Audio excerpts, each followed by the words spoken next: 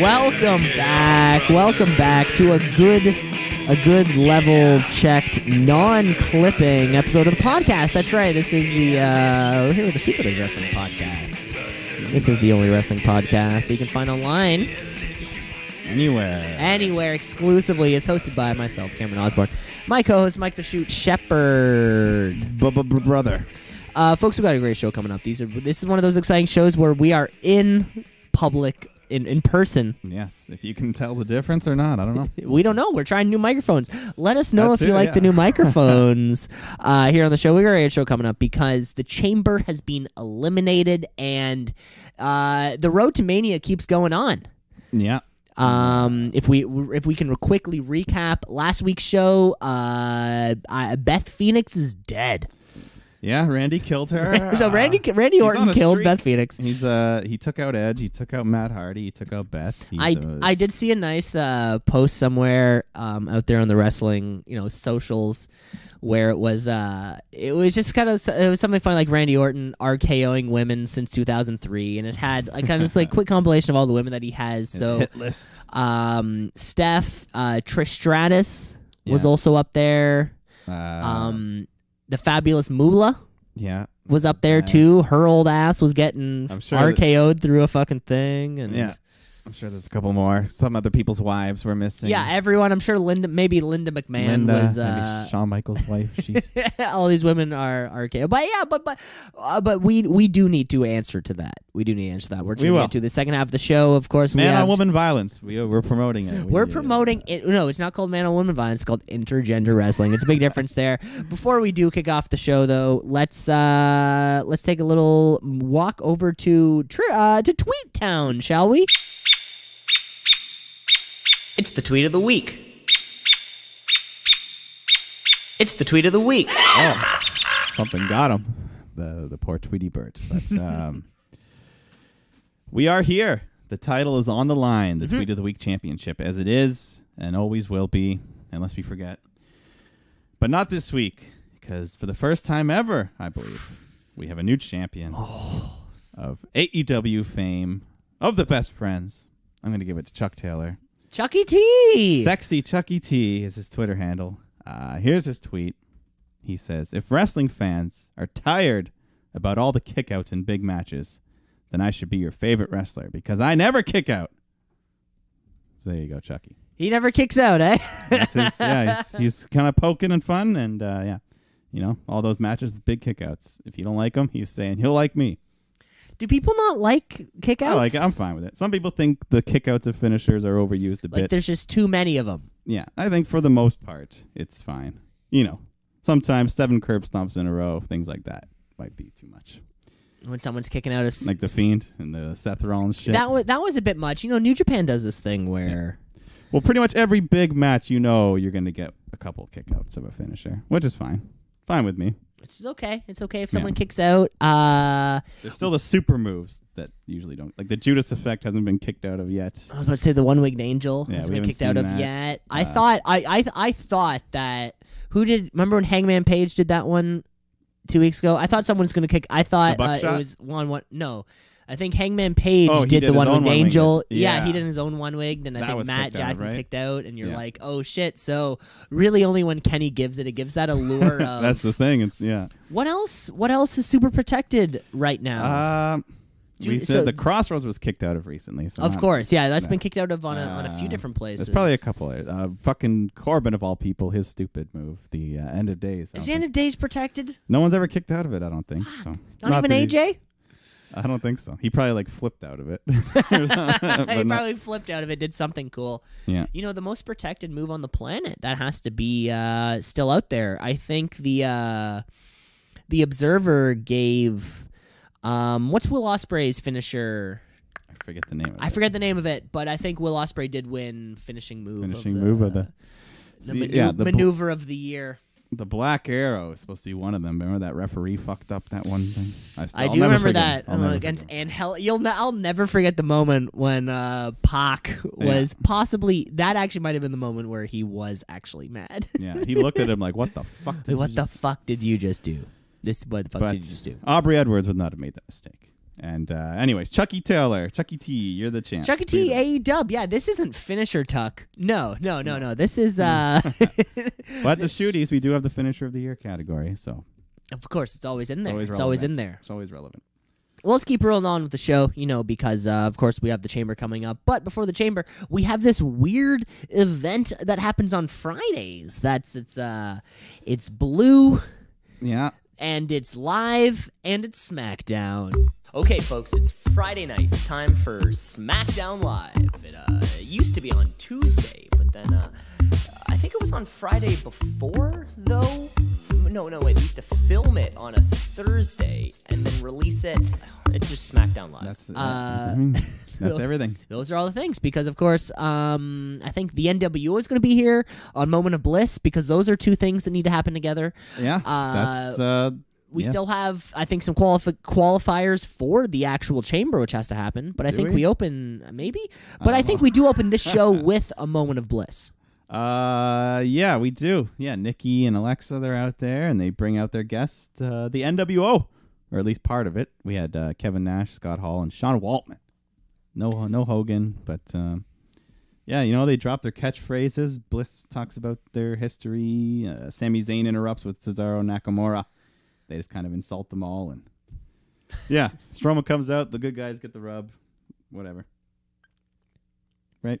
That's all it was that quick segment to let us remember that they will be entering the Hall of Fame. Yeah. Hogan will be at the Hall of Fame. He just wasn't there tonight. Later on, yeah, this segment fell flat maybe as a result of these guys aren't going to come out and talk for themselves. This isn't how that works anymore. The only memorable line I got was when Kevin Nash said, "Sammy looks like Seth Rogen after 2 weeks of stomach flu." Kind of does. Yeah, see, I don't even think I remember even that line. Yeah, it didn't land that. I mean, I don't think it probably during all the chirping going on, it just kind of went. Yeah, it did not land that good. But remember, the NWO is going to the Hall of Fame. Yeah, should be exciting. Should be very exciting for them. Yeah. And then we got during the show more of those glitches. These little glitches now. Folks at home, of course, the shoot meter flying. Yeah, it's flying. We're now you said someone last week, Killer Cross. I looked into this guy. Recent signing by WWE. Apparently, he's maybe Triple H is super high on him. Somebody is super high on this dude. I watched a few highlights of him. Could be. Yeah, I still like that it could be someone. I'm still thinking of someone new, not repackaged.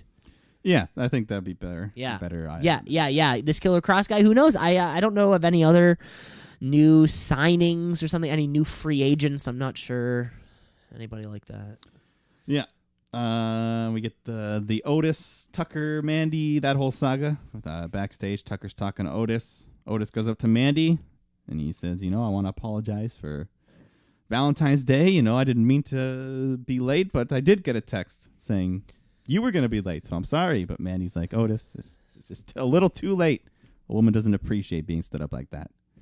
So we're just all, oh man, that sucks. Still, yeah. Damn. I think my biggest question is it Sonya or Dolph? Shoot meter. What if it's Tucker after all these days? I hope not. Tucky, no, not Turn Tucky. It on.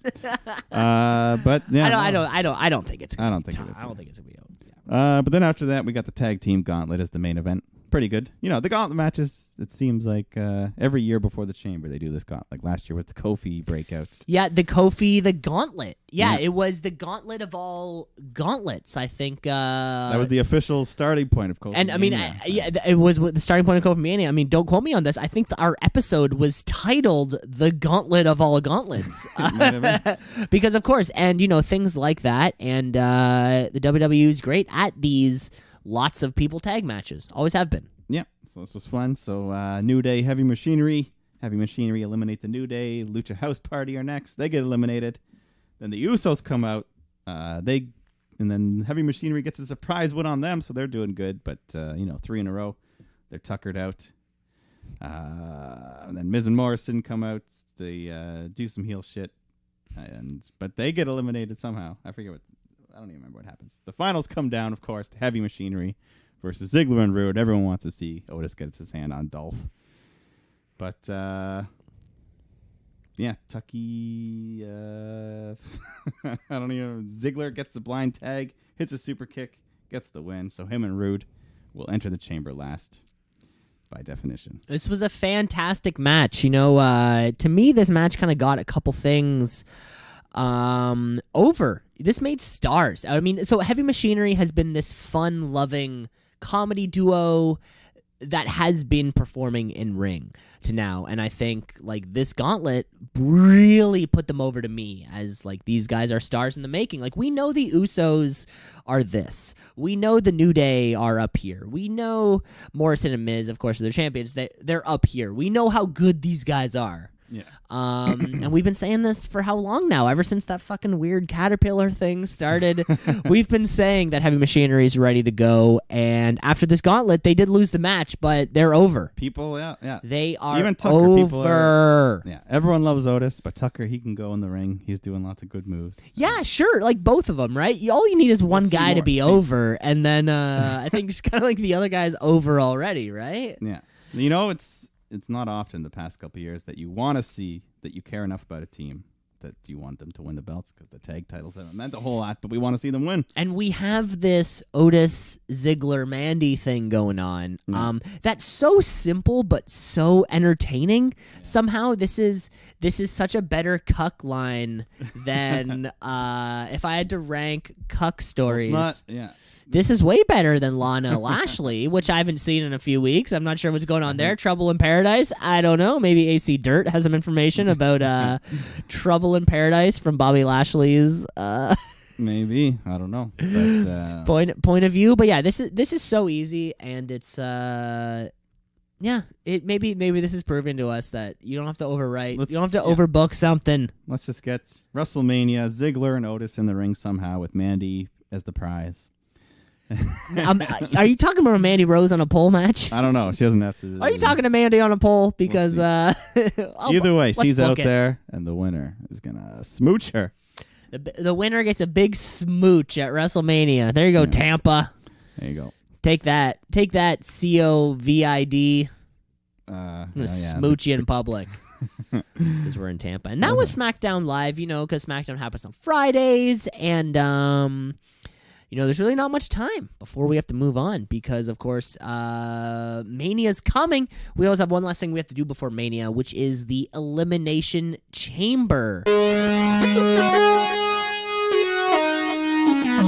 Review. The Elimination Chamber, so pretty much explain to the kids at home what it is, Mike. No, they should already know. It's the big death cage with pods and death cage, perfect. I like the way that sounds. Yeah, anything goes. You can jump off it, you can climb it, you can you gotta wait though. If you're in the pod, you gotta wait your turn, 5 minutes or so, and then the timer goes off, you get released until everyone's out there. Pin, submission, that's the way to go. Of course, for our German fans at home, you might be thinking of the pay-per-view known as No Escape. Yes. Of course, we don't want to use the term chamber. I guess it's not up there in Germany. That's still not very kosher, but we are live from Somewhere Town, USA, so we need to hit up a couple matches because we have 2 chamber matches on the card, but we're actually opening up with, there was probably a pre-show. What happened on the pre-show? Nothing important. Viking Raiders. So we're actually opening up with Daniel Bryan. For the completionists at home. Of course. Viking Raiders defeated Hawkins and Ryder for no reason. Oh, fantastic. Yes, under 5 minutes. That was the show does open up, though, with a couple of, if you looked at their photos, oddly same looking. But they're Daniel Bryan and Drew. Hair, bearded look. But they're Daniel Bryan and Drew Gulak. And just this little straight-up singles match has been going for a little while now. Well, the last couple of weeks, Drew's just been in his ear, just bugging him. I gotta say, a hot match to open the show. This was a fucking great match. It was fantastic. They got the time. They were just doing some back and forth mat wrestling, chains, submissions, reversals, stiff strikes. At one point, they both just have each other wrapped up like in a leg lock, and they're just kicking each other in the head. And you can see fucking Drew Gulak. He's bloody, bruised near the eye. And Daniel Bryan, he was a bit taken back by Drew's talent early on. He rolled out of the ring, typically a heel kind of thing, and just kind of had to collect himself. But and then fucking Yeah, one of the big spots was Daniel Bryan almost dies. That was the scary suplex is probably what you're talking about. Yeah, the big release German suplex, but I think it went exactly how they planned it to. I think. Oh, really? Yeah, I think they're working us. It was an ugly landing, and it was stiff, but I think it was planned for it to be an ugly landing.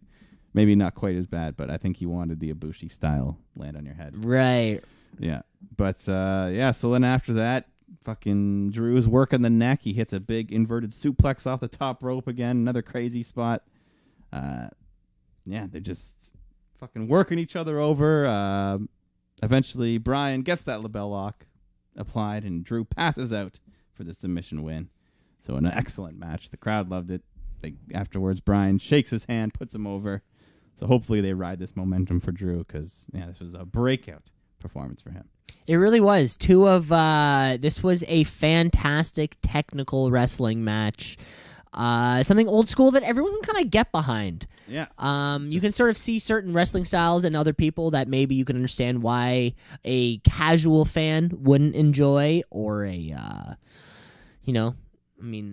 I hate to say this, but there's some people on the main roster who it's just I can't get behind some of their styles or some of the way that they tell the story of the match. Yeah, don't tell the story. Or don't tell the story of the match. And in some cases, right? Drew Gulak's not that dude. He puts on great matches, and who's going to put on a great match every single time? Daniel Bryan. So put somebody else in there, and yeah.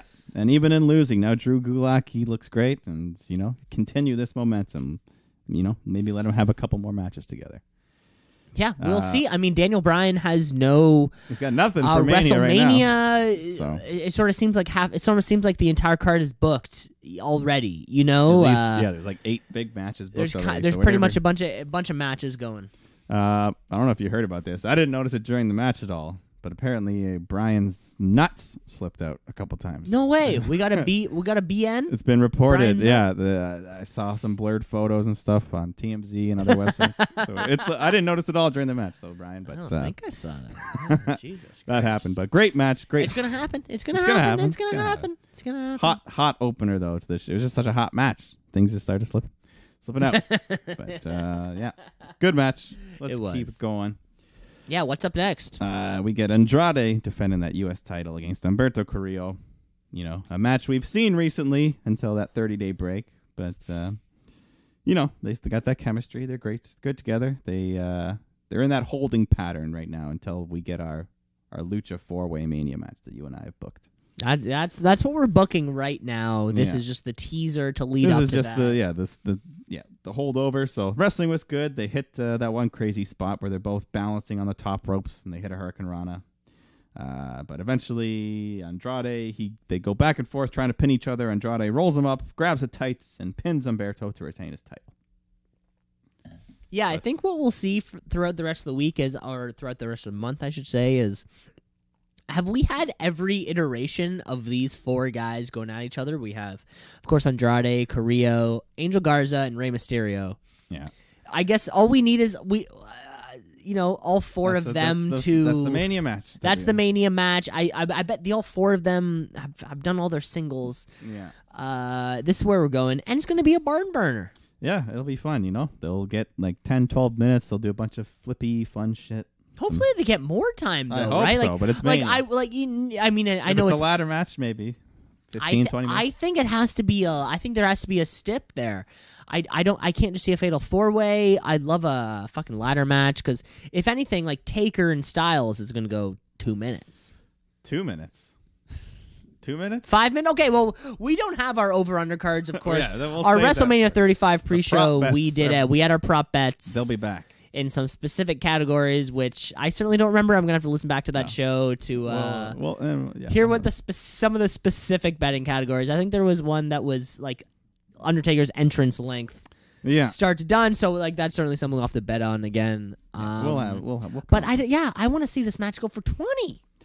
It could. Depends on where it is and what kind of match, what kind of stiff. They might go for 20 on the pre-show. See, my worry is that they're going to give like Edge Orton 26. Well, it might be okay though. Like remember last year? Remember last year how Triple H Batista wasn't it shorter than we thought it would be? I think we over. Oh, I think we did overshoot that one. We were surprised. Like, that was actually not bad. It was shit. Maybe I'm just being pessimistic. Like 25, and then it was like 18. Maybe it was that. Yeah. I remember there was a match that. Yeah. For the last year, ended up being a pretty good Mania. Oh yeah. For the most part. I think everyone we wanted to win. Yeah, nearly everything went well. Yeah. We were pretty happy by the end of it. Yeah.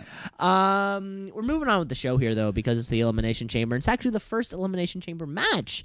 The men's SmackDown Tag Title Chamber. Yes. Yeah. So right away we find the women are getting the main event. Yeah. Right away. Pretty much. We're that's what we're getting. But okay, so the teams involved that we have here are. So we have the Usos. Yes. Miz and Morrison, the tag champs, of course, they're defending right here. We have the New Day. We have Lucha House Party, Heavy Machinery, and Dolph Ziggler and Robert Roode, who I guess are just like Rudolph. Yeah. And great. They get we already know that they will be the last to enter the chamber. And they will be the last ones, yeah, because on SmackDown a couple days before, they got it. I don't know if you noticed, Grand Metalik during his entrance and I guess the rest of the match, he had a Jushin Thunder Liger inspired outfit. I did not. I thought it looked great. Oh, that's cool. Slight alter to his look, and now with his hair sticking out of his mask, and this whole match was kind of a bit of a nice showcase for the Lucha House Party. They had a lot of moments to shine, guys flipping off of stuff. Yeah. They started the match though with the Usos and the New Day, the classic rivalry, which was great. I think, did you notice the New Day had like a color by numbers outfit on? I like that. Yeah, that was fun. So they're slugging it out, and the Lucha House Party is the first team released from their pod, and they went right to work. The MVPs of the match, I would say. You know, they're doing springboards, moonsaults, climbing up the cage, on top of the pods. The first thing, Dorado jumps off the pod, hits a big crossbody. Then Metalik does a flip off the pod. Then Miz and Morrison are brought in next. And then at one point, Morrison's on the top rope. Metalik's on the pod again. He jumps off, hits a Hurricane Rana off the top, on the floor. They're going nuts. And then Heavy Machinery comes out. They start running wild. Otis hits his Caterpillar. Crowd's loving them. But as everyone's brawling in the ring, Lince Dorado sneaks off, climbs up the fucking cage to the roof, and then he starts swinging and hits a fucking shooting star press on the way to the ground. He falls onto the crowd. Crazy shit. That was cool. That was fun. He could have died. He could have died. I mean, I guess he could have died. I definitely wasn't expecting that. I don't think I've ever seen somebody. It. I don't think I've seen anybody climb. Has anybody else climbed to the? Yes, but top not of the chamber. Yeah, that you remember? They did a straight fall before, but never a fucking shooting. Yeah, to be able to like flip yourself around, that's crazy. He just knew, let go at the right point. Yeah, that's insane. Unfortunately, though, right after, so that takes him out. And then on the other side, Grand Metalik gets the compactor by Heavy Machinery. So he gets pinned. Lucha House Party's out, but they busted their ass in that short time they had. So. They had probably like 10 minutes, and they really went for it. They really did. Yeah, so then the final team comes out, Ziggler and Roode. Otis is trying to get his hands on him, but he's avoiding him. He climbs up the pod to get away. Tucker climbs up after him, and he tosses Ziggler off the pod, and Otis catches him midair, doesn't even hit the floor. So impressive strength there. And then Tucker himself does a fucking flipping senton off the thing, so he looked good. Everyone loved it. Everyone's hot. I did like that Tucker. I mean, there's probably like 12 feet up. Yeah, it's a like good jump. Like he can flip in He's 12 feet. He's a quick dude. He's limber. He's agile. Yeah. So everyone's loving Heavy Machinery. Otis is beating on Ziggler. He finally gets his hands on him. Then he goes running at him to charge at him, and Ziggler moves out of the way. Otis crashes into the pod, breaks through two of the walls, out to the floor. He's fucking killed. And then back in the ring, Tucky's on his own. He tries his best, but Ziggler hits a super kick. Roots hits the glorious DDT, and they pin them to eliminate the crowd favorites, Heavy Machinery. But the heat, there was great heat. Everyone's loving this. Yeah. In their short time, Heavy Machinery, they were doing good, but...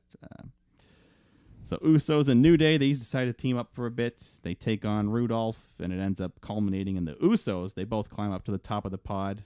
This is probably the most jumps off the pod we ever got. There was a lot of pod work. Work. So they climb up. We get the double Uso splash off the pods to eliminate Rudolph.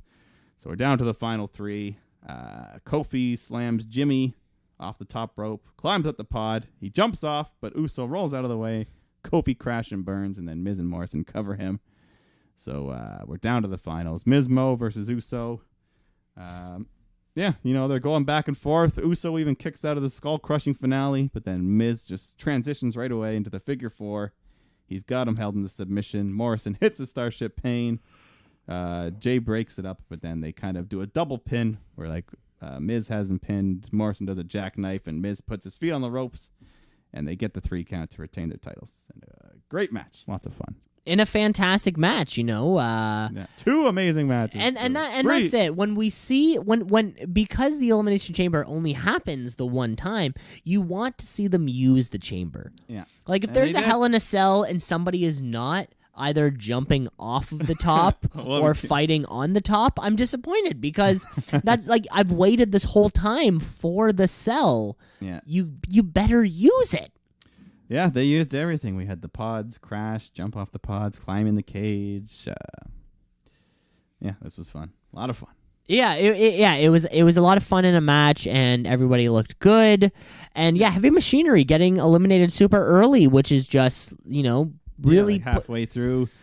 Sucked. We would have loved to have them do a Kofi type run. Or, once they got eliminated, I was kind of thinking that Ziggler and Rude were going to win the titles, and then that sets up your Mania match there, Heavy Machinery. Because who's going to challenge? Heavy Machinery can take on Miz and Morrison, but the Ziggler feud is what. Yeah, I'm worried that and of course because just because they're tag matches, does this become a pre-show match?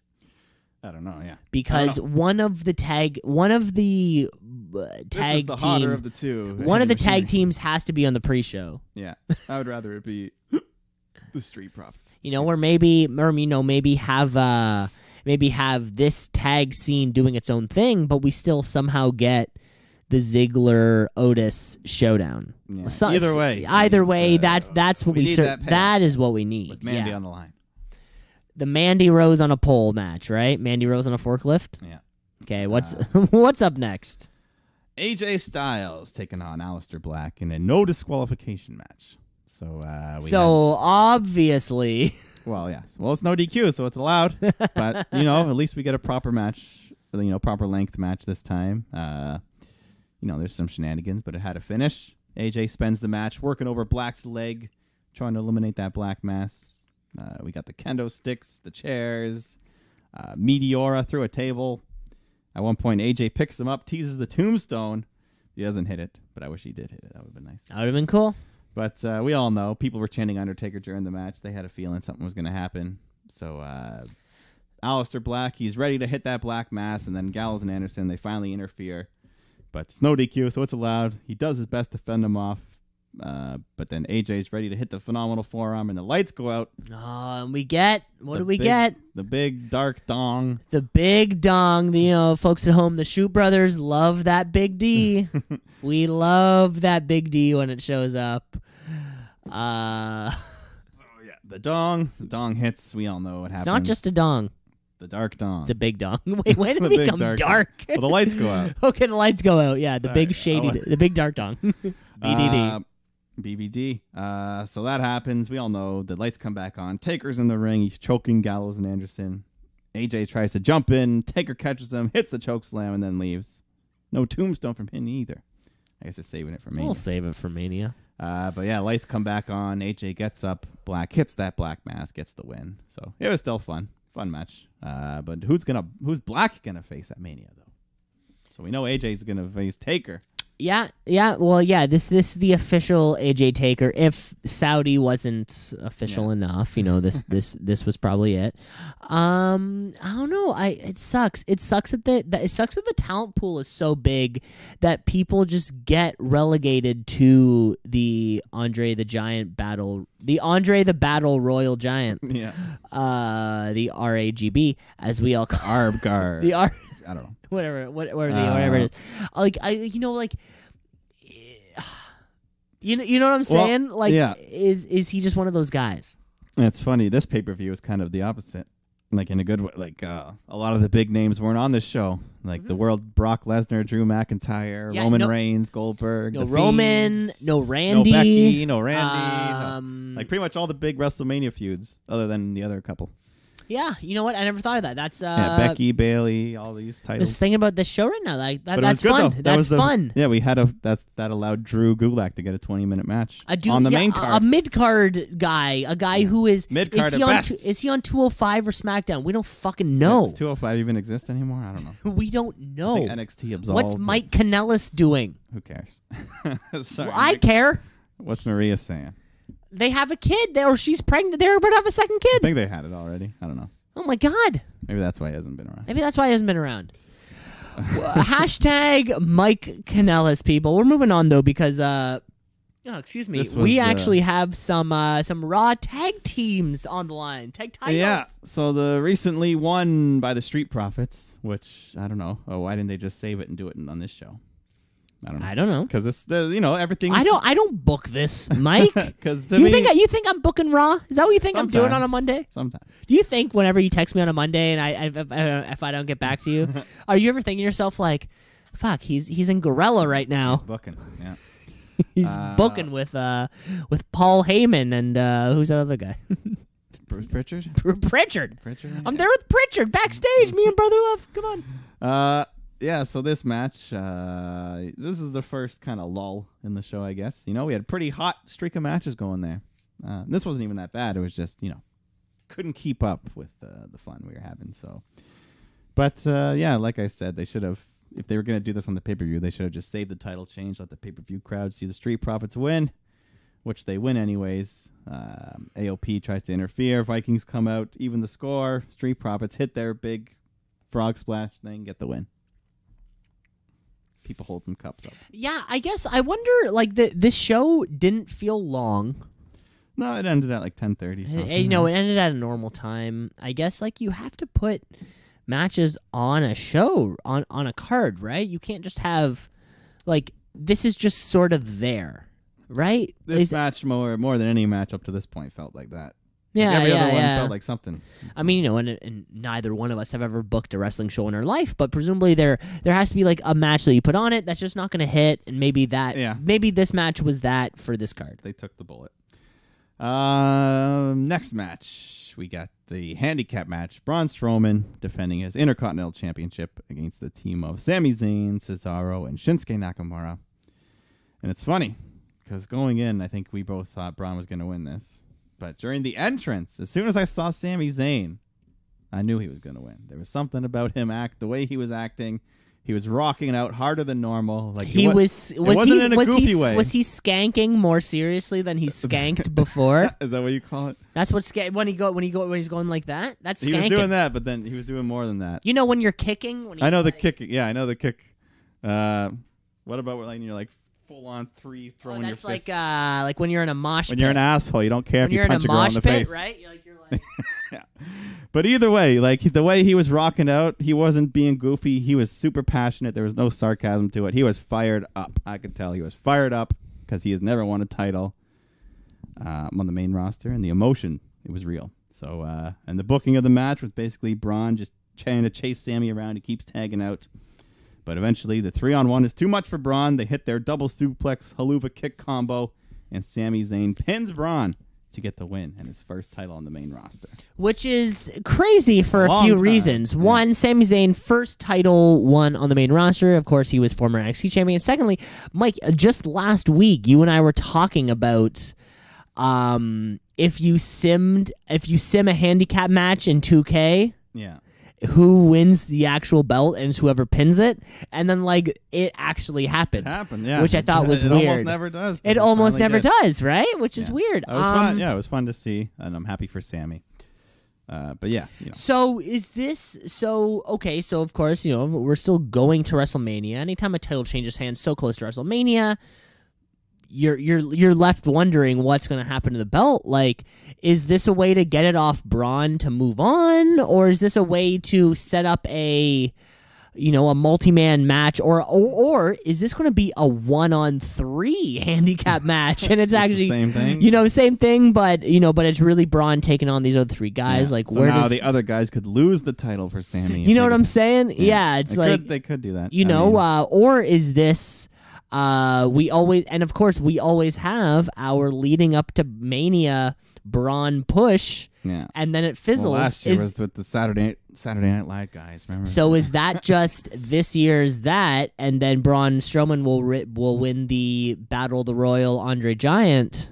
Well, didn't he win that last year? No, he go 2 for baby. Well, I guess so. You know what I mean? If someone's never going to have a real program, that's going to be the type of shit you're going to get thrown into. You're going to get thrown into the 50-man Royal Rumble win. Remember, that's something marked by. He still got it somewhere. He still has that weird ass green belt somewhere in his fucking place. I don't know. I don't know. I don't really care what Braun does at Mania though. Yeah, never been been the biggest Braun fan personally, but it always just seems like he's never gonna hit that level. He's never really gonna get there just the way that he's booked. Yeah, but let's go to the main event. We've got the Women's Elimination Chamber, where the winner gets the right, the honor, the privilege to face Becky Lynch for her Raw Women's Championship at WrestleMania. So we got Natalya, Ruby Riott, Sarah Logan, Liv Morgan, Asuka, and Shayna Baszler in the chamber. We start off with Ruby and Natalya. So at least we get a little bit of wrestling out of this match. So Ruby and Natty, they're going at it for a bit. Sarah Logan's the next one out. She climbs up the pod. She hits a big crossbody off the top. And on the way down, it looks like she kneed Natty right in the head or something. Didn't look good. Yeah, Natalya really did a lot of work in this match. For her short time that she had, yeah. So they had to get their work in while they could, because Shayna Baszler's out next, and she doesn't fuck around. She hits a Dominator, followed by a big knee strike, and then locks in the Kirifuda clutch, forcing Sarah Logan to tap out, which is like this new go-to combo she has, where she does the move, the knee, the Kirifuda clutch. So Logan's out. Make it a little more exciting. Yeah, so she does the exact same combo onto Ruby, locks in the clutch, another quick tap out. So she's 2 for 2. And then she goes after Natty. Natty tries to fight back, but then she gets locked into the clutch. So she taps out. 3 quick eliminations. Shayna's all alone in the ring. And she just has to wait for the clock to wind down. Classic. Brock was doing that in the Rumble too, right? When he does his little like shake it up dance. This is basically the female Brock Lesnar booking for this match. So the next one out was my girl, Liv Morgan. Poor Liv Morgan. Oh, my Lord. She took so much chain to the face. Yeah, those painted plastic rubber chains. The rubber? No, I believe they are painted. What? I think so. But it sounds so real. Well, the fucking bump she took into the pod was pretty real. That was pretty real. Boom, the slam. And Liv Morgan was getting thrown around all over. She got tossed the place. around. So my God. I would have liked to see her win the match, but I didn't expect it. So she got beat, as I expected. So she's out. Shayna's got to wait a few more minutes for the last entrant to come out. Asuka, who actually does get a couple moves in. She even gets the Asuka lock applied at one point for a big pop, because it's basically the same move as the Kirifuda clutch. But she's a heel, but the crowd loved her. They were treating Asuka as the babyface. She was the last hope. But Shayna fights back. She hits that Dominator knee. Kirifuda clutch combo again.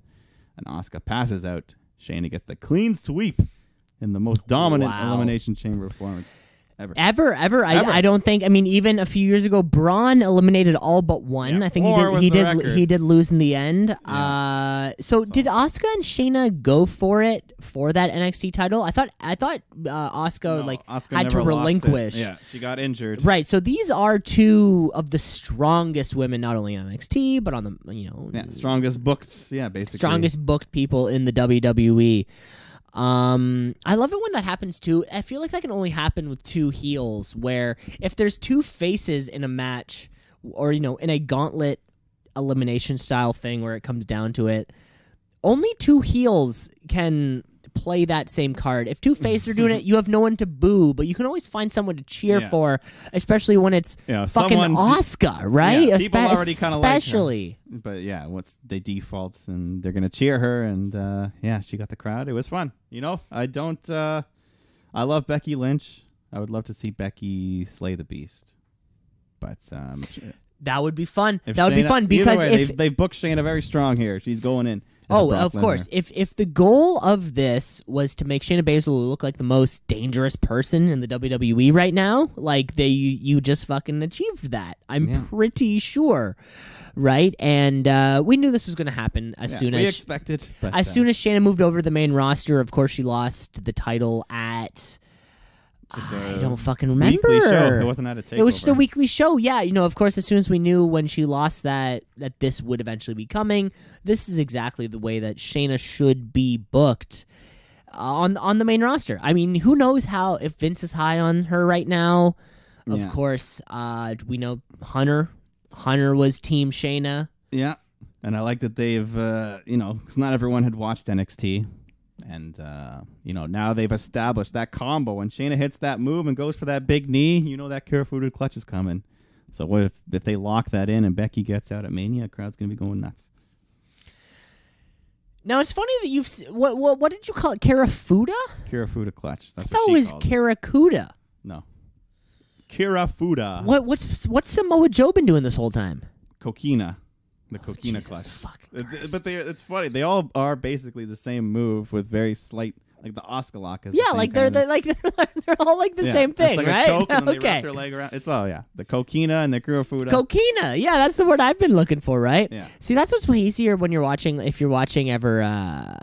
Like UFC or real fighting, because they have the same names for everything. It's not specific to a person. The guys don't invent their own. This is the the Ortiz drop. This is my own thing. Yeah. I guess technically you can name if you invented the submission hold, you're allowed to name it. I guess so. It's the Walls of Jericho, right? It's not just a Boston Crab. He likes to think. Well, that was the Elimination Chamber. That was the Elimination Chamber pay-per-view. Pretty good show, I think. Overall, pretty good show. Going in, like I said, a lot of the big names weren't there, so we got a chance for these kind of mid-card, upper mid-card which guys. I didn't just realize until now. I mean, I think personally, I love, the Daniel Bryan match was great. I wish we got more Inter-Riot Squad. Liv and Ruby didn't even touch. You know exactly what I'm saying? You know what I'm saying? Like Logan and Ruby had a little thing, but yeah, Liv and Ruby, I guess they're saving that. Maybe that'll be a Mania thing if they want to. But of course, that's all. There's always next time for that to happen. Yeah. That was our Elimination Chamber. I think we should take a little bit of a break because I need to pee. Yes. If you know what I mean. And we're gonna come right back because we have more Shoot Brothers Wrestling podcast as the show goes on. So stick around. Let's shoot. Yeah, let's shoot. Yeah, let's shoot. Brother. Yeah, let's shoot. Yeah, let's shoot. Yeah, let's shoot. Brother. Yeah. We're back. Second half of the show. Yes. Brothers have been shot. Brothers are down. They're down and out. They are down. Maybe not out. Maybe it's the Tyson Fury 10th round Undertaker sit up. 12th round Undertaker sit up. Of course, you're listening to the True Brothers Wrestling Podcast. This is the Wrestling Podcast. So the chamber is done. It's time to move on. It is time to move on to something that we do hold near and dear to us, which is, of course, our trivia. Trivia. Woo! Trivia. Trivia. Can't get any easier to explain than that. Well, sometimes we have rules to explain. Sometimes we actually have rules to explain a trivia game. But I think this is going to be flat out trivia. Yeah, this week mine's pretty flat out. Mike, I have 4 questions for you. I'll do 5. Oh, shit. This is a big old Big Mac. So double Big Mac. Double Big Mac. So, Mike, how about you kick off this week? Yes. You said let's move on from the chamber, but not quite yet. God damn it. Got some chamber trivia. Why? You got chamber trivia? No. Okay, that's fine. That's better this way, so we don't have any crossover questions, right? That's a good point. Yeah. I think that's only happened once, though. I think it has happened a couple times where, it was like, oh, shit, I was also going to ask you that. But like once out of 500 questions or so. That's been a lot of questions. I think we're probably episode early 60s right now, 63, I think. If there's an average of 8 questions a thing, that's 8 times 33, which of course I'm really good at math, and of course I know that 8 times 33 because I'm really good at math. I know that's approximately 504.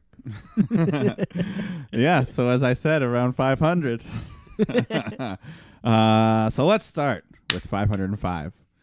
Woo!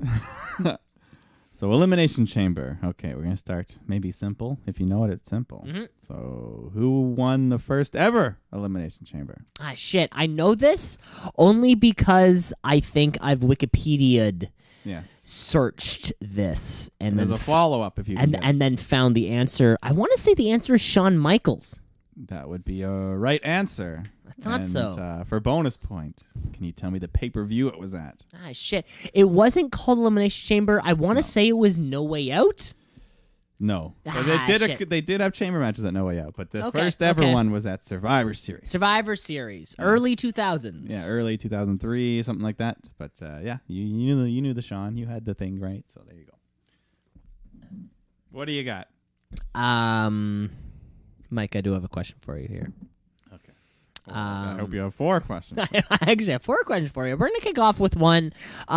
These are all the Dead Man's Back. The big old dong that we love has come back. Of course, he's taking on AJ Styles at WrestleMania, so these are going to be some Undertaker-themed questions for you. I'm ready. Of course, you're ready. Our very first question, Undertaker has won 4 PWI matches of the year in 98, 99, 2010, and 2012. Okay. 98, 99? 98, 99. I'm surprised. Oh, wait. Maybe my math. Okay, yeah, anyways. Okay. Well, so what I'm going to just say for you here, so he won the PWI for Match of the Year for his match with Mankind. Yes. At King of the Ring. I was gonna. Oh, so I don't have to name the matches. No. I'm gonna present information to you, and you're gonna present information back to me. Okay. Well, I was gonna say. He also won. First of all, I was surprised that the Shawn Michaels Undertaker one wasn't on. Well, I was just about to say he also won PWI for Mania match, or for the Shawn Michaels match at Mania 25 and 26. But wasn't? Oh, sorry. I meant the Hell in a Cell, the first Hell in a Cell match. I was going to get to those ones as well, but the first ever Hell in a Cell match, Shawn Michaels versus Undertaker, back in '97. Okay, no, well that was not a PWI match of the year. So Mike, I just laid out 3 Shawn Michaels matches were PWI matches of the year, right? But I did say there was 4. So Mike, my question for you is, what is the 4th PWI match of the year that Undertaker's partaken in? So we have Shawn Michaels at Mania 25 and 26. We also have Mankind in the Hell in a Cell match at King of the Ring. So what's the 4th? So you're looking for the 4th? I'm looking for the 4th. Which is in the year 1999? I can't specify the year because that may if I specify the year that may. No. I'm not. But no. Didn't you give me 4 years at the beginning? I did give you some years at the beginning. That is true. So by process of elimination, it has to be that 4th one you gave me, right? I mean, I don't want to say by process of elimination. Did you give me 2010? But by process of elimination. No. Anyways, that doesn't matter. So why? What was that whole year thing for? That was more just sort of preamble. So that's not part of the question. That's not part of the question. So we had 4 matches of the year. Yeah. Mankind, both of Shawn Michaels matches, but he also had a match of the year. Another match of the year that could be at any point. At any point in time. We're not okay because I was gonna fuck with my own head. No, thinking it was in 1999. No, don't fuck with your own head. Sorry. Okay, so we've eliminated Shawn Michaels. It's not a trick question, and it's that other Shawn Michaels match that I mentioned earlier, just to get it open. Not a trick question. Okay, so one more match of the year, Undertaker. Let's think. He's had some good ones. So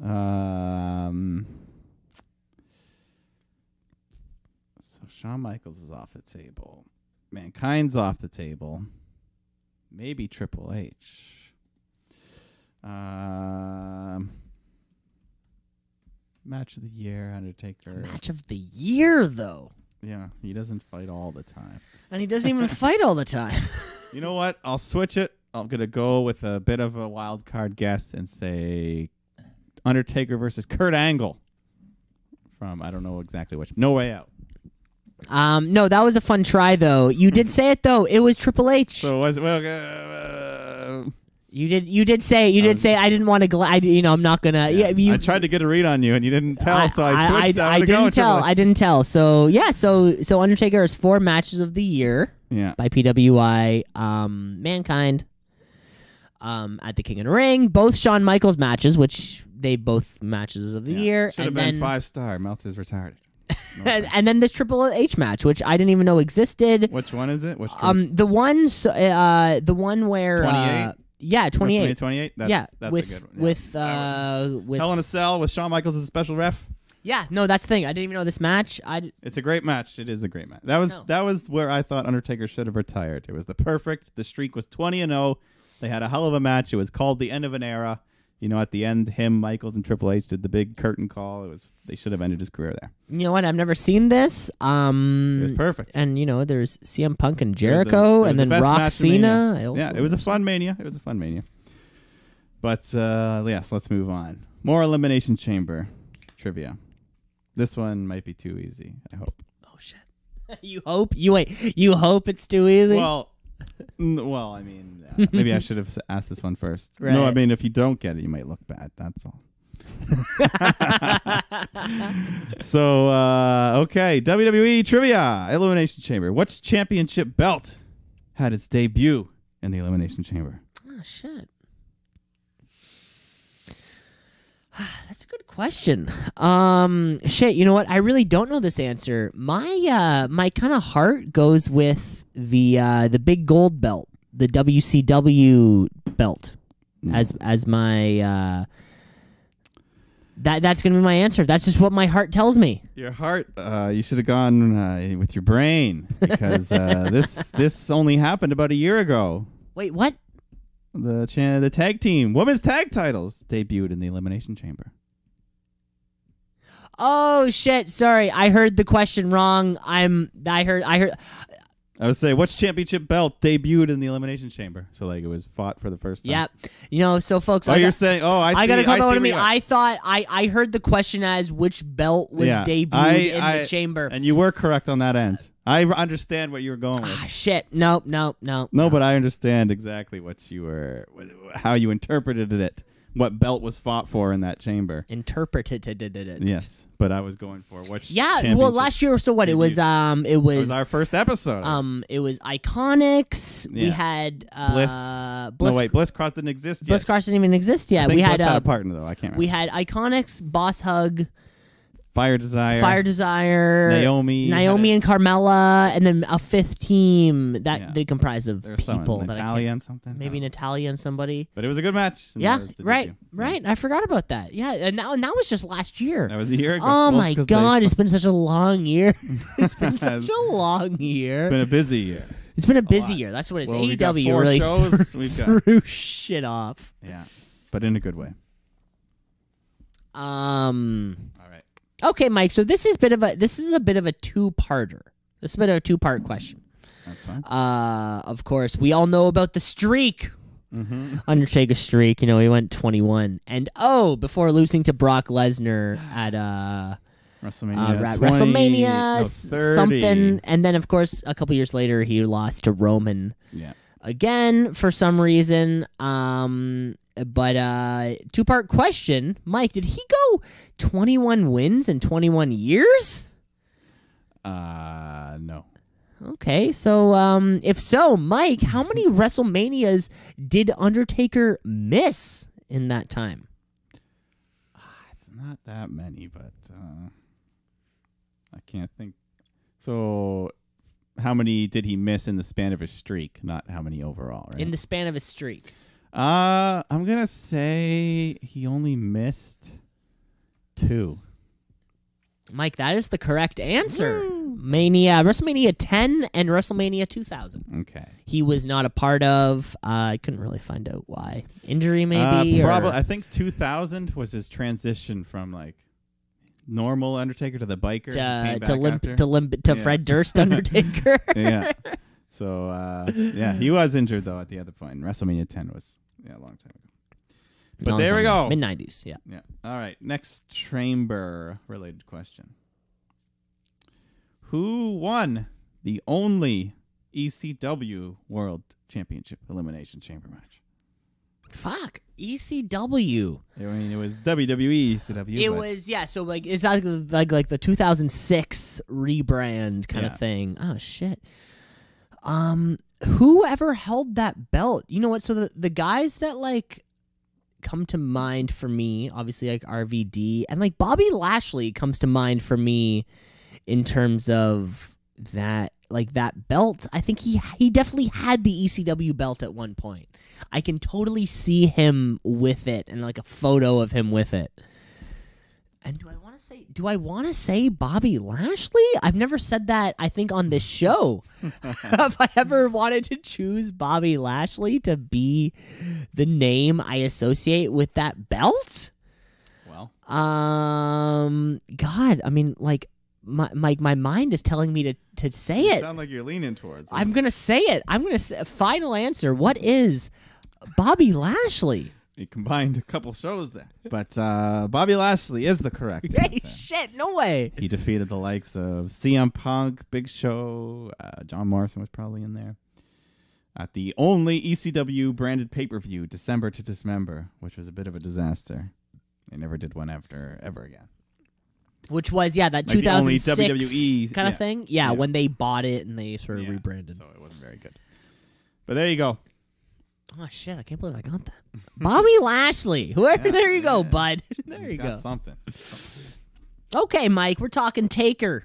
This is Taker Talk. I'm ready. Taker Talk. The dead man. Of course. Like we said, there's a streak, and Undertaker has a record of 24-2. Still very good.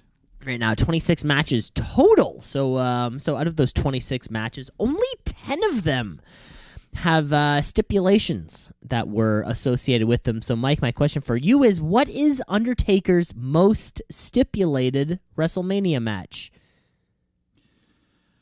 What is the stip? Yeah, well, okay. I know there's been multiple Hell in a Cells. He had Big Boss Man, Shane McMahon, and Triple H, so that's got to be a front runner. That's 3 off the bat. There might even be a 4th. No, there's a casket match against Mark Henry, maybe a couple other caskets, not for sure. I don't know. I feel like Hell in a Cell is the safe bet because there's at least 3 I know of, maybe even more. So I'll go Hell in a Cell. Final answer, Regis. Final answer, Regis. Well, Mike, you know what? I'm going to say that you're half right because it was a trick question. Of course, there were, as you were correct, 3 Hell in a Cell matches. Is it a tie? There were also 3 no-holds-barred matches. Of course, one of those matches in there was against Shawn Michaels, so there were 2 separate no-holds-barred matches. There was 1 no-DQ match. Yeah. There was a 2-on-1 handicap match. You called the casket match with Mark Henry. Mm-hmm. However, one of the Shawn Michaels matches was a streak versus career no-holds-barred match. So whether or not you want to count it, maybe if you wanted to count it with a no-holds-barred match, then it ties with with Hell in a Cell. It counts. I forgot that one had that extra step. That extra little step. 2 steps. I knew it was a career match, but I just thought it was streak career. You never see 2 steps, eh? It's it's rare. It's rare. It's nice. Rare. Yeah, up the ante. It's like you each put something on the line. Yeah, put something else on the line, right? Not only is it no holds barred, but it was streak versus career. It's like the hair versus mask kind of thing, you know? Yeah, and of course Taker walked home with that one. Yes, another great match. 5 stars. Meltzer fucked up. All right. 4.5? Probably. Maybe 4 3/4 if he's generous. Yeah. But 4 8/9. All right. Another chamber question. These are one and dones here because these only happened once. So who won the only Intercontinental Championship Elimination Chamber match? Oh, shit. Yes. That one seems weird to me. 2. It's weird when a not world title is on the line for something like world title type related. Yeah. Especially the way it's booked. I like it though. You know why not? The tag match was great. So. Why not throw the mid cards into the picture? Yeah. Fuck. Oh, this is tough. My first guess was Kofi, just because maybe I'm picturing Kofi being good at the Chamber and him holding the IC title. Maybe that's just kind of like what I picture in my mind. I mean, odds would say The Miz is the answer, just statistically, because he's won based on the numbers. Yeah. No, I'm going for it. I'm saying Kofi Kingston. It was actually Ryback. Ryback. And I think that was his only title win in WWE. No shit, It's eh? a bit of a surprise. Yeah. A brick shithouse like that, dude, and he's only winning one fucking title? Yeah, but there you go. Next question, Mike. Of course, I said all of my questions were about Undertaker, but I lied. Oh, now that in the swerve, of course, there is one. I hit a sound effect here for the swerve. On the swerve. We just. That was a pretty good. That was a great sound effect. Great sound bite. Yeah. Like we said, we just talked about the Elimination Chamber. But Mike, if you watched the Elimination Chamber, you know that Jumanji 2, The Next Level, came out on December 14th. I don't know if you've heard about this. I've heard. It's starring The Rock. It's starring Kevin Hart. It's starring Karen Gilliam. It's starring Jack Black. Nick Jonas is in it. Oh, yeah. So it's going to be a hot take for all of us. But Mike, my question for you is, so that movie hit theaters December 14th. It is out. You can go see it right now where you are. But Mike, my question for you is, what was the name of the actress who played the little girl in the very first Jumanji film from 1995? That would be Kirsten Dunst. Kirsten Dunst, you got it. She looks good as a blonde or a redhead. You got it. I hope. You know what? I was really hoping that would stump you for a second, maybe. But you were on it. You were on it. I knew Jumanji is a movie. It's an iconic. Yeah, it's an iconic film title. for you. Robin apparently. Williams. Yeah. No. Of course, I've seen it. This was back in the days when I actually did watch movies on TV and stuff like that because we didn't have Netflix. So Jumanji would play quite often, and on the old TBS channel, the Superstation. And of course, I think I even saw it in theaters when it first came out. When it first. No, you would have had to be 5 years old. Yeah, so 95. So I saw that. Yeah. You think you saw that? I think so. I think I remember. You can remember? I don't think I remember my first movie that I saw out. Yeah, that would have been one of the first. I remember seeing the first Toy Story in theaters as well, and I was obsessed. I was 5 years old, and after that, I'm like, Toy Story is the bomb. The first ever full 3D animated movie still looks good to this day. It still holds up. Rated number 81 on the IMDb Top 250 of all time. Are you keeping up hot with? I just looked it up. No, I picture you getting notification on your cell phone when Toy Story goes up or down a rank. Whenever a new sequel comes out, it trends exactly. up. Toy Story 4. I never saw it, but you know what? It's a movie. Great. Did you see the third one? Yeah, that's the one I cried during. Oh, I was gonna say you'll probably cry at 4 as well. I'll cry at 4 as well. Not I'm trying to not cry in 2020. No, but it's the power of if a film can captivate power of you love? to that degree. It's the power of love. Yeah, that might even be a feature in the Randy Newman. Is Randy Newman still doing the who's Randy the Newman's soundtrack? The right name, right? Who's Randy Travis? That's a country singer. Right? That's a totally different person. Randy Newman sings "You Got a Friend in Me." So is he still doing the music for Toy Story 4? They at least at one point in the film they play "You Got a Friend in Me." And thank God! Like, thank God! Because it doesn't happen until like halfway through. And then I love that little nostalgia bump. Oh yeah. It's like when Undertaker comes back, but AJ Styles could be in a totally legit program. Yeah. Okay. My final question for you. Let's go. Woo! The Elimination Chamber, there's been, I think, 25, 26 now. But I want to know who has won the most chambers of all time. There was a clear front runner. And bonus points if you can tell me the number. But the name is the most important. Shit, there's a clear front runner. Yeah, oh, my God. There's a couple people tied, second, third, whatever. But, yeah. A clear front runner. That's what's crazy. So, like, I don't mean clear. I just mean, like, there's a first place. There is a first place. They might only be ahead by one. I don't. So what? Sean won the first. Has Trips ever won? Who's won recently? Bray won a chamber. Fucking Roman won a chamber. No, that's not enough. It's going to be someone. It's going to have to be like a Triple H type or a Shawn Michaels type. Oh my God! You know what? I'm totally fucking baffled for this. I can't think of like a single person who has won the most. Shit, this is really tough. You know what? I'm gonna have to say like John Cena's won 5. John Cena's up there, but the answer is Triple H. Trit is Trips. He's won 4, which is the record. 4 is the record. Yes. So, but how many's John Cena won? Do you have that? I think he's won 3. Shit, I would have been close. Well, because that's the whole thing. Like, he came up with it, right? Triple H. Yeah. Isn't that the whole? That's the lore of it all. That he figured it out. Yeah, he's like, I want to combine War Games with this. He took I want to combine Blood and Guts with Survivor Series. Well, speaking of Blood and Guts, real quick, they did announce the participants. I don't know if you saw that. And it was kind of as I speculated, we are getting the Inner Circle versus the Elite members. Versus the Elite, which is what we probably should be doing. I mean, it's the first big of a stipulation kind of thing by AEW. I mean, they had Bash at the Beach. Match. They had other stuff, but I mean, we just had our first cage match, right? But this is War Games. This is different. We know, and there is a certain precedent set by War Games, just even the last 3 years. The name is Blood and Guts. Well, we're going to get some Blood and Guts. There is a certain precedent when you put 2 rings beside each other with a big cage around it, right? Like, I mean, the last 3 War Games matches, although they have been not successful for the Undisputed Era, they have been incredible for the viewer, for everything else, right? So there is a certain precedent. So if you want to have a good match, what are you going to do? You're going to put Kenny Omega, Cody Rhodes, the Young Bucks, Adam Page. Yeah. You're gonna take Chris Jericho. You're gonna take all these people, and that's awesome. That's gonna get the entire second half of the show. What I'm really only worried about, and this is something we talked about like not too long ago, where it was what was the match where there was no commercial breaks?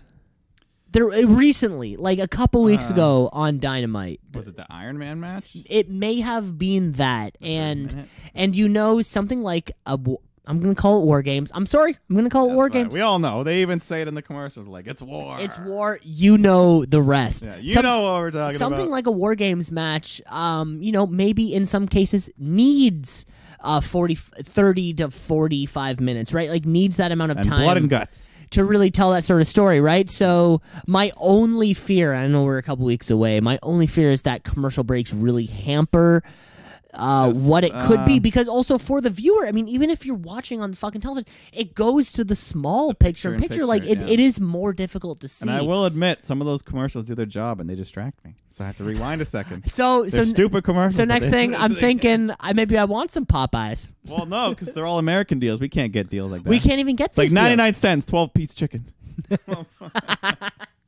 12 pieces for 99 cents? That's why you see these videos of people rioting at Popeyes and stuff. Like truly, I mean, yeah, we are a few weeks away from that. Like, the best thing that could happen is how does Tony Khan walk into TNT and be like, hey, can you give us no commercials for 45 minutes straight? Front load the first Start half. the show. Or, maybe, like, whatever the fuck you have to do. You know what I'm saying? Yeah. Well, they did. I mean, every once in a while, they did have, like, years ago, they were doing the gimmick on Raw where they would have a guest host for the week. And one week it was Donald Trump. And his gimmick was commercial-free Raw. I'm spending the money. Commercial. You had a whole Raw, no commercials for that week.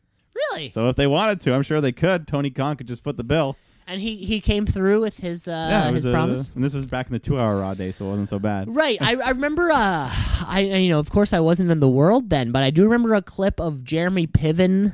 Yeah, there's calling he it. hosted one. Bob Barker hosted one. And he called it like not. He called something. The wrong word. Yeah, he like fucked up. Like he called it like Summerfest instead of SummerSlam. Instead of SummerSlam, yes. So, like, is everybody ready for Summerfest? And people are just like, yeah, it was something like that. Woohoo! Jeremy Piven. Yeah, the hair plug king.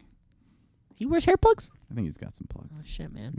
I never watched. What's that show called? Entourage. I never watched Entourage. My most Jeremy Piven, I guess, old school is what my favorite role of his. Right, that Dick Dean. Old school, good old movie. But that was our trivia. That was all the questions that we have. I think that's all the questions you have. Yeah, that was everything. That's all I got. Yeah, let's hope you like those little chamber questions. Moving on. That was questions. And the film talk. I like the film. And a little bit of film talk. You know what? When I saw every time a WWE, they did hammer home. There was every time a pay-per-view happens, they hammer home one thing. Sometimes it's like Reese cups. Yeah. Sometimes it's a few weeks ago, what was AEW had the hot ones? They kept. Wasn't that 1 week? But I like hot ones. It's different. So if you like the product, it's okay. Exactly. Yeah, I've never seen Hot Ones, but I've heard it's pretty fun. You've never watched Hot Ones on YouTube? I've seen like clips here and there. Yeah, of I course. Know it's interviews with Hot Wings. It was funny. They try to answer questions. Funny. I was just talking to my folks about this. I know it's good for those guys to make a career. Sean Evans. Yeah, that's who it is. I think I saw them on that H3 podcast I was talking about. So that's how. Possibly, yeah. I bet everybody's famous and friends, and that kind of thing. Yeah. Yeah, and that was our trivia. You know what? The chamber's done, and we have to move on to Monday Night Raw because the road to WrestleMania is going. So and Randy Orton has to beat up some fucking senior citizens. So it is Monday Night Raw. Let's get raw.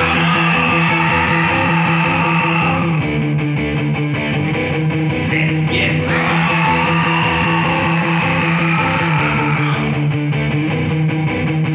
We're live from somewhere town, USA, baby. Yeah, and the man, Becky Lynch, comes out to start the show. She cuts a promo on Shayna Baszler and her dominance in the chamber and their match that's going to be heading into WrestleMania. And, she just calls Shayna out for what she is, a scumbag and a black hole of charisma. And I may be a bitch, but I'm the bitch that runs the division, and I'm going to smash your face in. And that's pretty much it. Yikes. Yeah. Becky's calling her out. I think she mentioned Ronda Rousey in there at some point as well. Made fun of her, which is still the hot rematch that we'll get someday. Yeah, we're gonna get this. We're gonna get this again someday. The man, she's good on the mic.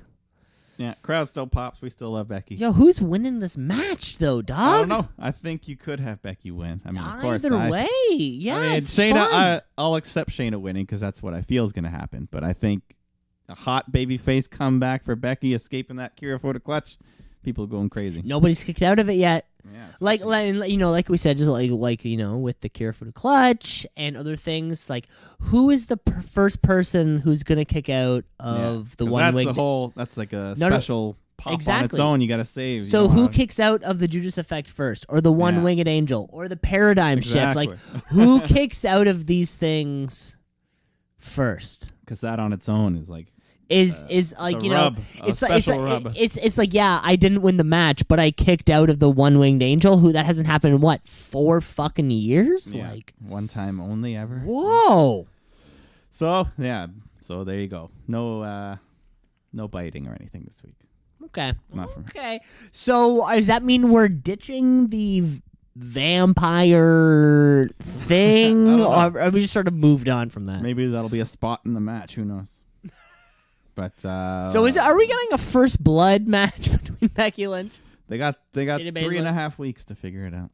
But another thing that we're still figuring out, we got Rey Mysterio taking on Angel Garza in that square dance that we've been talking about of luchas. They're a good little match, but they're just holding each other off until that multi-man match at Mania. So because the weird thing now is, I guess, like they have the two heels. They have Garza and Andrade, and they are heels, and they have Rey Mysterio and Carrillo are the face in this match. So we still need to keep the heels and faces separate. Yeah, like Rey can't fight Carrillo. Exactly. So we're still in this weird, but this is 100% what we're getting, and just fucking bonus. They've been doing too much with them to not. And then just bonus points if it's on a ladder. Yeah, just let them have a good, fun banger of a match. Vicky Guerrero on a pole match. At this point, I'd even throw the Lucha House Party in after their breakout performance. That'd be fun. Lindsay Dorado and Metro Throw League, them all they'll jump in there. They'll probably be like, yes, Where's TJ Perkins? He can he's not Lucha. He doesn't count. Give him a mask. Sin Cara and Kalisto. And they can throw come in. And Catalina, the woman, we can get her, throw her in. Didn't one of the he quit. That's one of them quit. One of them left. Sin Cara. That's why Catalina got sent back down. So I'm thinking put TJP a mask, give him a mask. Give me the new Sin Cara. But didn't he quit too? I think he quit. So everybody's quitting these days. Where's Luke Harper? Wow. Not on this show. Not on this show. We see Kevin Owens arrive earlier in the day. He gets beat up backstage by Murphy and Rollins and all those guys. And then Charlotte Flair comes out to cut a promo on Rhea Ripley in their upcoming title match. And Charlotte just says, I'm the best. You'll never be me. So enjoy the hype because it won't last. And then Rhea Ripley comes out. She goes to speak, but Charlotte just says, Raw is my kingdom, so you're excused. So Ripley clocks Charlotte, who just sits there stunned as Ripley walks away. Simple yet effective.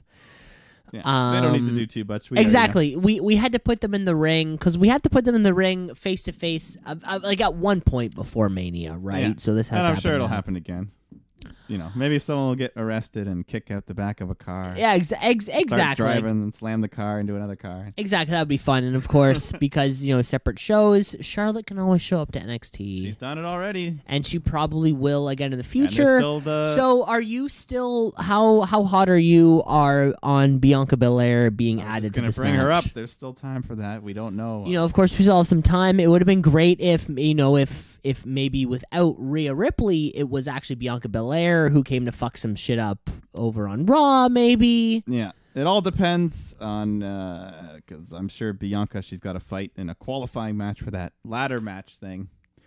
So whether she wins that or not, or maybe she could even fight the night before, win the number one contenders, and say, "Hey, I want in tonight, my shot right now. Let's go." Of course, so back to back. Is her qualifying match happening this week? I don't know when it is. It's got to happen. It'll just happen at some point. So yeah. last week we had Shotzi versus Chelsea Green. Which Chelsea won. That's the only one we've had so far. But yeah, I don't know. Rhea Ripley's looking good though. Especially for this title. She's looking good, but I don't know if she's looking great. Okay. Like her wrestling and everything. I don't know. She's not. She's no Becky Lynch at this point. That's all I'm saying.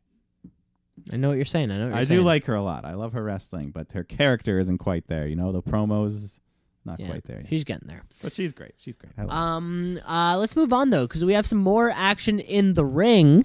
Yeah. Because we actually have the former Elimination Chamber ECW champion or IC champion. What did he? Wait, who are you talking about? I'm talking about Bobby Lashley. Bobby Lashley? Where are we at? Oh yeah, sorry, I missed this thing. Yes, Bobby Lashley was here. Everything you said was correct. The one time I want to talk about Bobby Lashley, Mike. Why the hell? Bobby Lashley, the former Elimination Chamber IC champion. Yeah, well, winner. Zack Ryder himself is a former IC champion. Former IC champion, but no chamber, no chance he was winning one of those. 2 IC champions, and of course we haven't seen Bobby Lashley since he stuck himself into Lana. Well, he does that often, presumably. Or presumably, we still assume we haven't seen much of her yet either. No, ever since we saw her for like 2 seconds in Saudi with her. We haven't seen Rusev much either. Mike, I mean, of course we know Lashley's going to get the win, but I think, Mike, my biggest question for you: are we cold right now? So Lana, Rusev, Lashley, featuring Liv Morgan. I think Liv's completely out of it. Liv is completely out. I'm happy. Okay, so out of the four, so Liv Morgan's completely gone. Yeah, that was just, I don't know. That was just a swerve. Okay. Rusev allegedly has had some real life contract disputes right now and shit. So of course, because his boss asked him if some. Can we cuck you? Can we cuck you? Yeah. Okay, so Mike, if your boss. Came up to you, so you're dating somebody, you have a partner. If your boss approached you and said, "Hey, can we cuck you and your partner out to some handsome, muscular man?" How would you feel? I think you should save that for a would you rather. Make it you can come up with whatever scenario you'd like. Yeah. But until that time, I am under no oth to give a proper answer. Of course. There's too many cuck angles. I don't want to be involved in another one. That's what I'd tell him. There's too many out there. But yes, Lashley does face Zack Ryder, gets an easy win. Yeah. But he used the Dominator instead of the Spear. I'm thinking maybe, it's close to WrestleMania. You got Edge, Goldberg, Reigns all using the Spear. you're like, hey, Lashley, just cool off. Oh, shit, yeah, there's a lot of spears. I just sort of thought about that. I think of Charlotte uses a spear. A couple other people, I think. Yeah, and shit, no, that is a good point.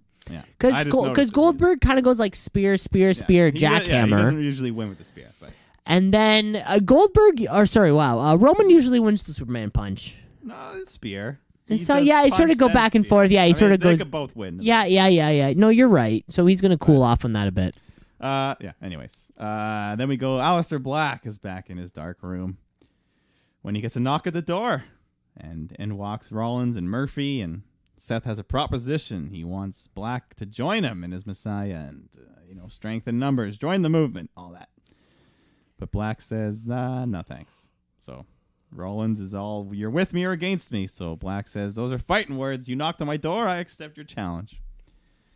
But which is great because I'm not too old to remember Buddy Murphy and Aleister Black hitting each other and putting on a couple great matches. Yeah. So I do at least like, for me, continuity-wise. Did they mention that though? They did not mention that. But that is. But Aleister Black did kind of put the kibosh on the whole operation.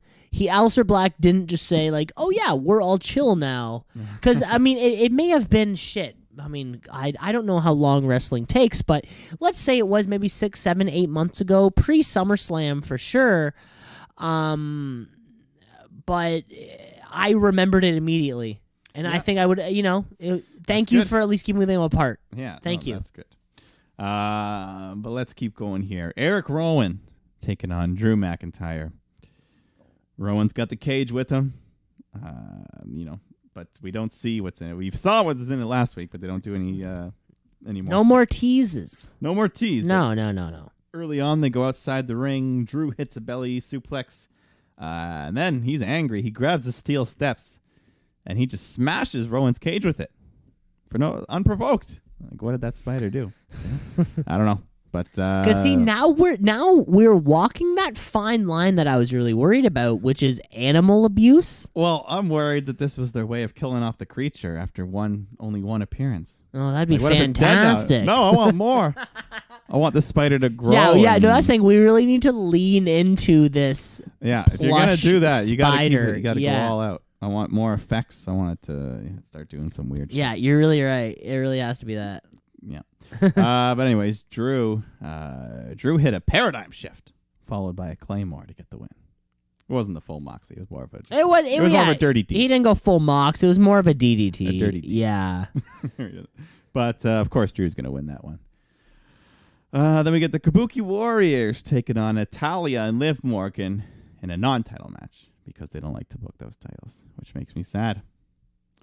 And the Kabuki, they cut a promo before the match. Asuka, she's selling her injured arm from the chamber from Shayna. And I love Kairi's just screaming and crying. I love it. She's like, if I can't get the Iconics, she's the next closest thing.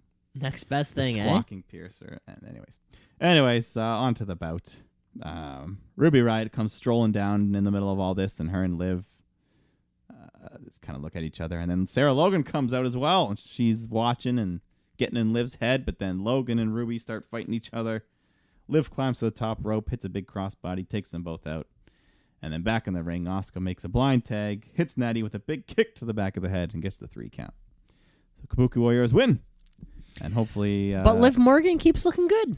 She looks great for me. I mean, she has like she has that like facial expression thing where she can sell it on camera. Yeah. So all she has to really keep doing is sell us in the ring. If she can sell us on camera, she can sell you in the ring. And she's been doing well. She doesn't botch. She hit that big move and off the top rope. and it really, and sort of like this repackaging, remodeling of Liv Morgan has really, for me, more than anything, really reaffirmed that her involvement in the Lashley angle was not supposed to happen, because we did hypothesize this. Was this like a rash decision? This whole Liv Morgan was in love with Lana, whatever the fuck it might have been. Yeah. We thought for a second maybe they just fucking rushed into it, and I really think they rushed into that. Into that thing. I think it was just pointless. But And I'm just happy Liv's back. But it's great though that it's only been a few weeks, and she has been able to distance herself. Yeah, she doesn't have the stink of it on her like Lashley and Rusev. No. It'll stick with them for a while. Lana, I still think, has gained from it. I'm sure she has the likes, the Instagram follows, and hopefully we get a tag title match at WrestleMania, the women's tag titles. Because they keep fighting. I mean, now it's so funny that Asuka has been like peripherally involved in so many great she's been going for matches for the last 5 months. Yeah, it seems like she's been in these great programs TLC with Becky. Exactly. Since Kyrie got hurt, and even so in the chamber, she got the most out of anyone against Shayna. She's been doing it all ever since she had her green mist thing, and then that's been super over. And we need something which we didn't see in the chamber. No mist. We need something to battle that, because nothing is really on that level of Asuka right now in terms of that women's tag division. Can the Iconics come? They've been. Can the Iconics come back in 3 weeks and fucking invigorate the tag scene? No, I've heard rumors that maybe Natalya and Beth Phoenix are going to team up. Exactly, but we need to make that happen yesterday. Well, she's currently in the ICU, Miss Phoenix. Yeah. So if she can recover in time to get back for the match, that'll be fine. Oh, come on! I could take an RKO and show up to work in a couple days. She's a professional wrestler. She's a professional. She knows what she's doing. But let's move on here. We got the OC coming out. AJ just cuts an angry promo on The Undertaker for fucking with his last 2 matches. And, he says, 10, 15 years ago, I'd be afraid of calling out The Undertaker, but I don't see a mythical monster anymore. I see an old broken down man named Mark Calloway. So the rare call out of his real name. And he says what I said earlier. Undertaker should have retired 10 years ago in his prime. Well, I say 8 years ago, but close enough. When his prime, 26. 26 would have been WrestleMania 28. There you go. 28. But and then Styles, he calls out his wife, Michelle McCool. He's going there. He says she gets whatever she wants, despite her husband getting hurt every time he steps in the ring now. So he's going to make sure that you die at WrestleMania. He's going to take his soul. So they've been teasing it, but this is the official challenge. So 1-on-1 match, WrestleMania. You've already lost your pride, your dignity, your mystique. You're broken old man, and then so there you go. It's on. It's on like Donkey Kong, and you know what? I'm torn. I'm torn in a program like this because AJ could put on an incredible. I think it's gonna be good. Exactly. So it's AJ could put on an incredible match with anybody, and I know that going in, he can build a match as well as anybody can. So that's gonna be great. Yeah. And then it's really the only part you're nitpicking is shit. I wish it was with somebody else. Well, I mean, Taker. But why the fuck not with Undertaker? Right? I think he can still be he had that tag match last year, and he was fine because he was working with guys who can still go. When it's 1-on-1 against Goldberg and shit, doesn't go as well. And no, but I think if there's somebody in the business who you trust to work with, I think AJ Styles would probably top a lot of people's list. People who you feel safe with, people who you like working with, who are going to put over the right parts of the business. AJ's a fucking pro, and he's making so many millions of dollars a year. After all the years of him on the indies and in New Japan, we really should be blessed that we're seeing. He's a lifer. He's a WWE lifer. We're seeing AJ and Taker on the grandest stage of them all, and AJ Styles probably makes $5 million a year, man. It'll be fun. I think that's will be fun. Sick, dude. He is working so hard, and it is going to be fun. And you know who's going over? AJ's going on his back. Yeah, AJ's going out on his back. He can kick out a 1-2 for one of the best wrestlers of all time. Yeah. But we got a championship match. Speaking of best wrestlers of all time, I don't mean to interrupt you, Mike. Go ahead. Of course.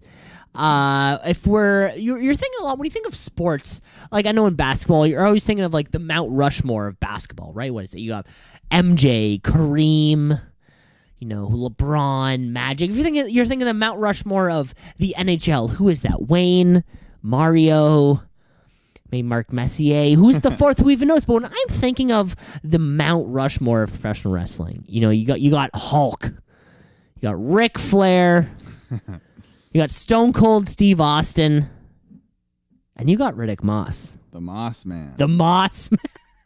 He's coming in. The Moss Man. So he's wearing a jacket. He's wearing a leather vest, and it says MOSS down the back, right? And there's like a top picture to bottom. of a rock with some moss growing on it. Yeah. The Moss Man has this, and he's making this title legit. He's defending it in real matches here. He has the potential to get himself on a Rock Stone Cold-esque level. Multiple championship defenses on television. I mean, that has to be a rare feat. Yeah, and Moss grows on a rock. So Moss goes over the rock. You know what I'm saying? Yeah, exactly. So there you go. Exactly. Moss is going over Mania 37. We got Riddick Moss. We got Dwayne The Rock Johnson. Title for title. Title for title. Riddick Moss has held the 24/7 title for a record of 827 days. And they bring in the pink slips are on the line too. The cars. Yeah. Whatever his character drives. They're paying for pink slips. Yeah. Whatever his character drives in the movie, The Rock, he's got to bring that. Yeah. So The Rock is going to provide his souped up Hummer on like a monster truck Hummer. Yeah, that's always his rig. And I feel like Riddick Moss is going to have like a 98 Acura. Some Filet-O-Fish wrappers in the back, ready to go. Yeah. So, we've been building this championship bout. We could talk Taker Styles. We could talk Goldberg Roman. We could talk Edge RKO until the cows come home. But the real WrestleMania main event that I think we need to be talking about is Moss Alexander. Well... I mean, Alexander's still here. Remember, he had that push for a month. Well, now he's been pushed to the top. No, well, not quite. The top of the title scene. If you went to WWE.com/champions, yeah. I'm sure you would find this title at one point. He probably did. I think you're right. But he's got a taste of hunger for that green and gold beauty. But.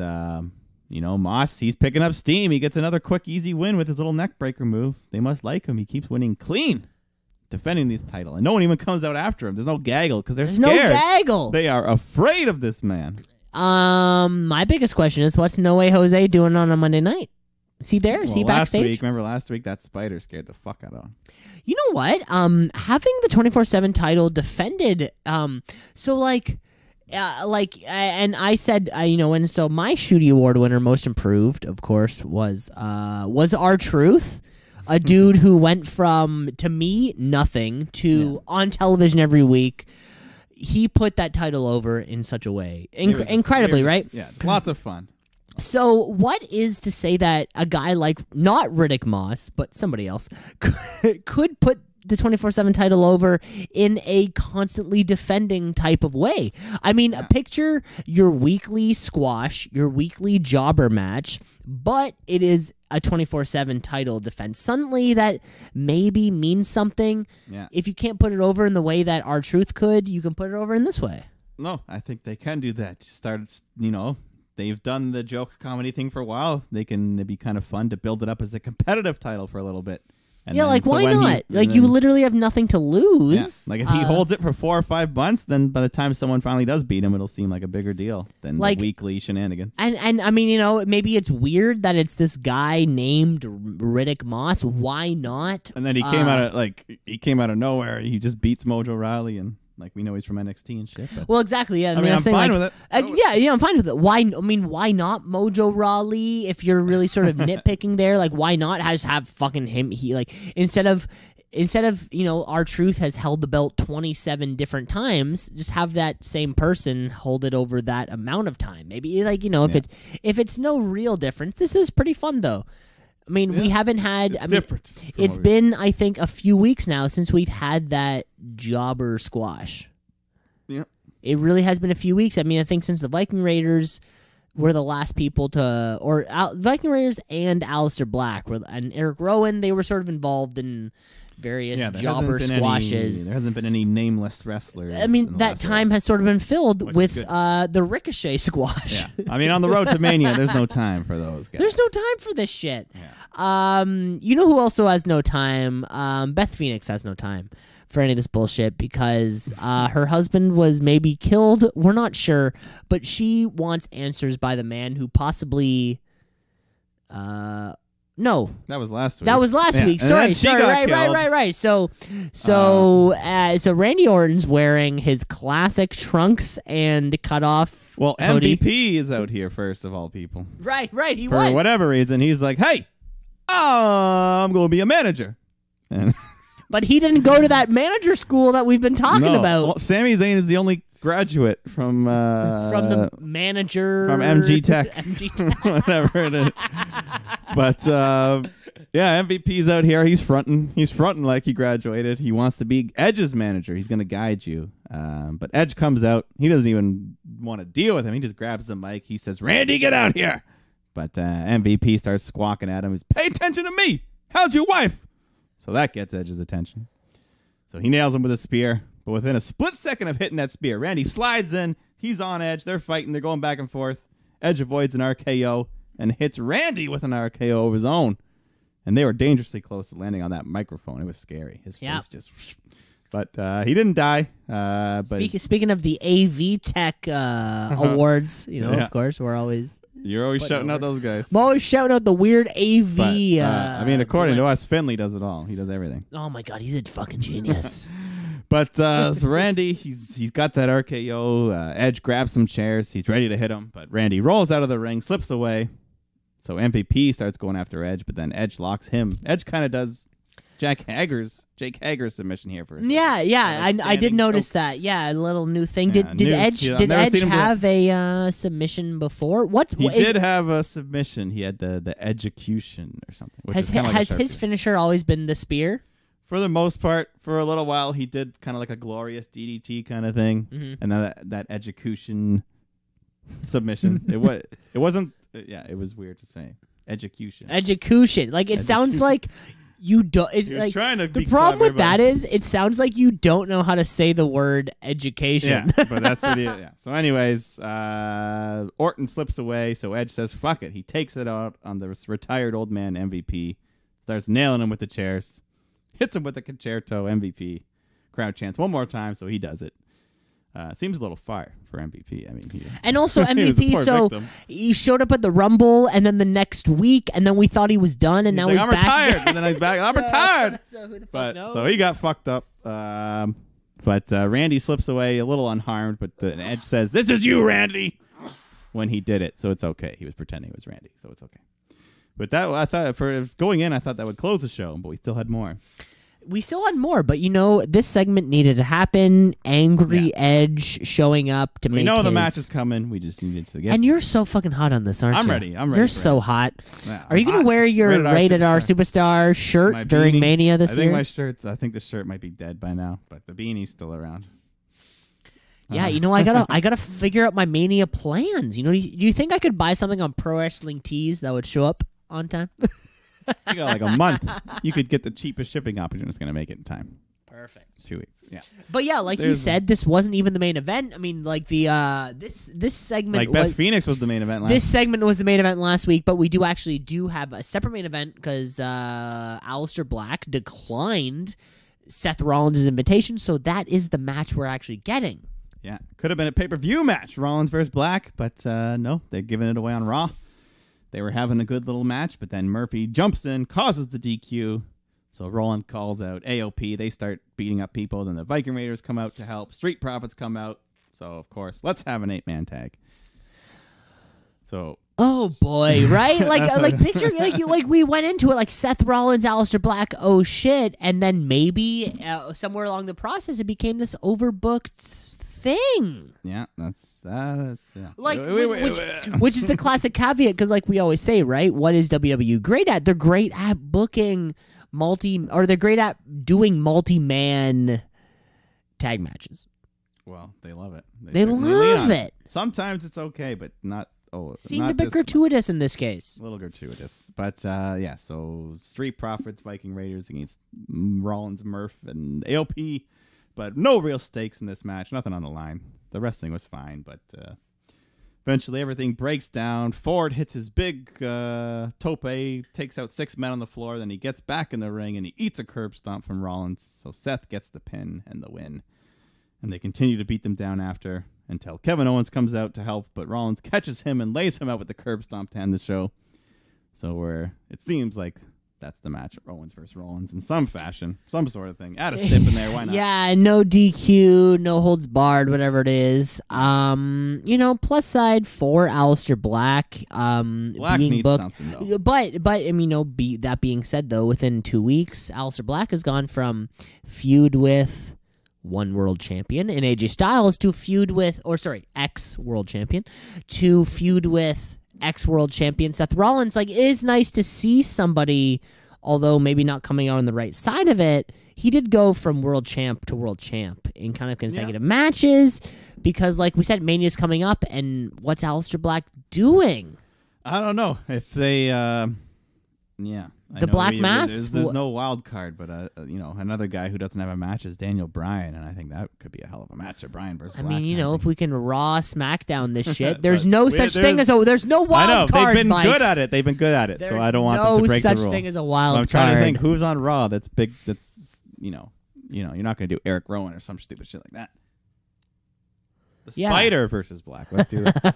Let's get the Spider. I wonder, yeah, because this would be 2 Manias in a row without a specific program for Aleister Black. Of course, last WrestleMania he came in as last year was kind of his intro. But then it's been the whole year of him being teased. Yeah. And of course, like you said, 2 real feuds in the whole fucking year. And of course, like you said, earlier on in the show, we just went to his little dark room, and what did we see? The fucking Raw after Mania? His little dark room. He literally has not left his little dark room. Well, remember he said no more waiting in the dark room, and then he went back. Yeah, but then he went back to the dark room. He had that one feud with Buddy Murphy, and then he went back to Jobbers. We would just love to see Aleister Black do some real shit. Yeah. You know what I'm saying? We know he's got so much talent and potential, and he just hasn't had any hot feuds yet, or nothing high stakes. But that was your Raw. That was your Monday Night Raw. Of course, the road keeps going on. We still have 3 maybe shows until. Yeah, we've got 3 shows: Takeover, Hall of Fame, WrestleMania, Blood and Guts. Blood and Guts, of course. You'll have the Wednesday Night Wars coming up. We do have a nice little 3-4 week break here, pay-per-views or something. So, but the world never stops going. The world never stops rolling. Of course, that was the show. Let's finish our show the way that we always do, which is, of course, with our Wrestler of the Week. It's the Wrestler of the Week. Wrestler of the Week. Of the Week. Of the Week. The Wrestler of the Week.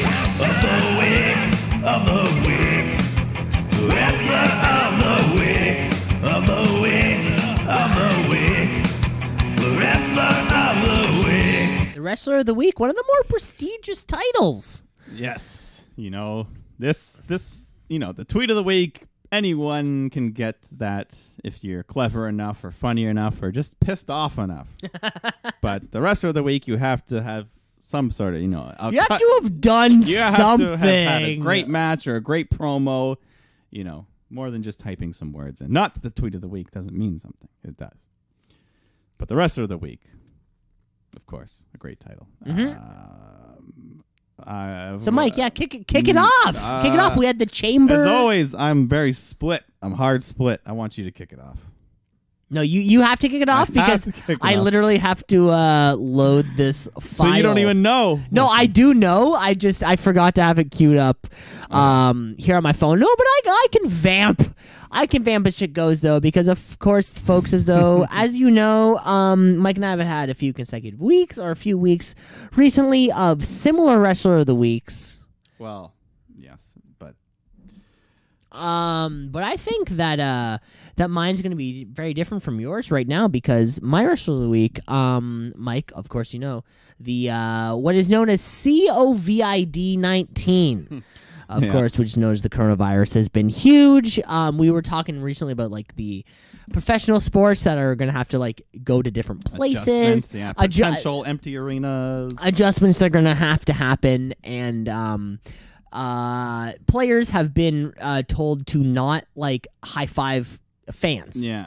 And to maybe not sign jerseys when they give you a permanent marker. And, of course, that's good. That will, of course, just eventually permeate to the world of the WWE and of sports entertainment. So, of course, my wrestler of the week goes to somebody who's trying to show us all a very important lesson. And I don't suggest that we get these hands. Uh-oh.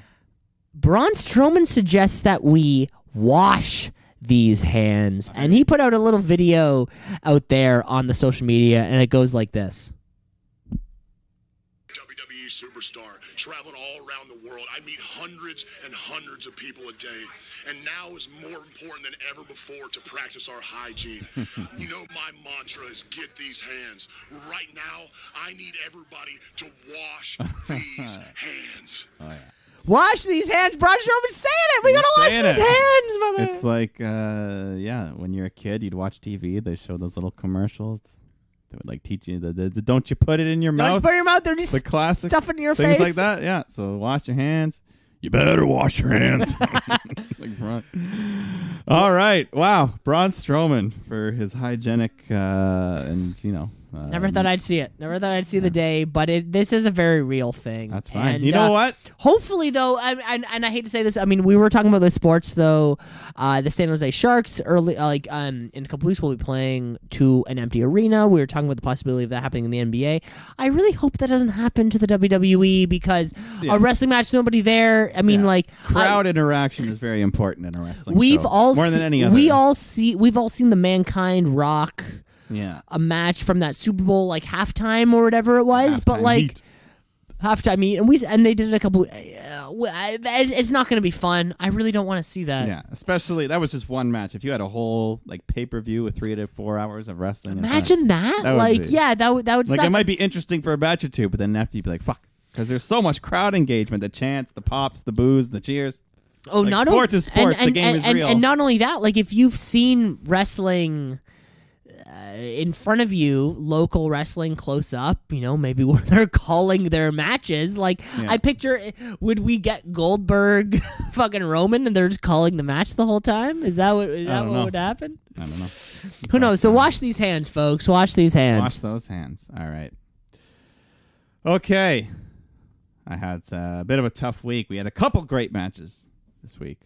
So the runners up I sometimes give, and I will give Daniel Bryan and Drew Gulak. They were both very close in the race after that amazing match.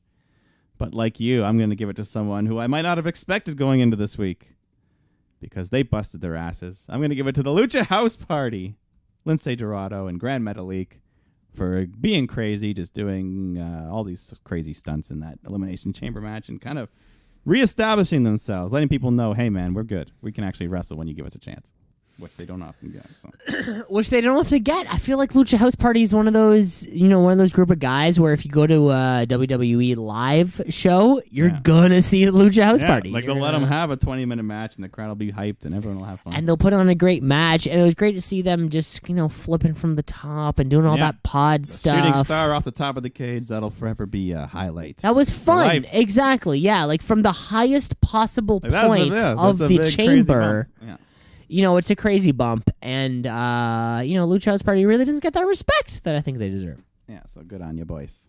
And now that Sin Cara quit, they're established as just a 2-man unit. They can be a strong power couple in the world of tag wrestling. A power couple in the tag wrestling. Well, that's great, Mike. And those were our shows of the week, and that was the entire show.